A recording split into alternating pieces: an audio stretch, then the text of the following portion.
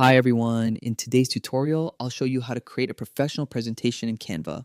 Whether you're preparing for work, school, or a big pitch, Canva makes the process quick, easy, and creative.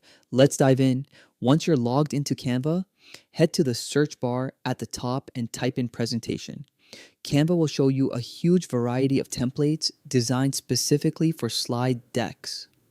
Take a moment to browse the templates. Choose one that matches your topic or brand style.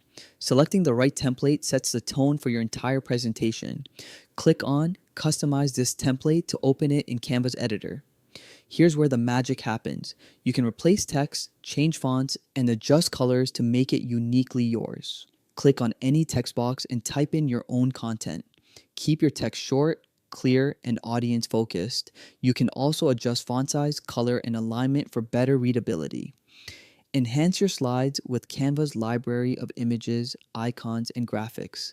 Just drag and drop elements to bring your message to life. But remember, don't overcrowd the slide. Once you've customized your slides, review them for consistency in fonts and colors. Use the preview feature to see how your presentation looks in full screen. When you're happy with the final design, click Download.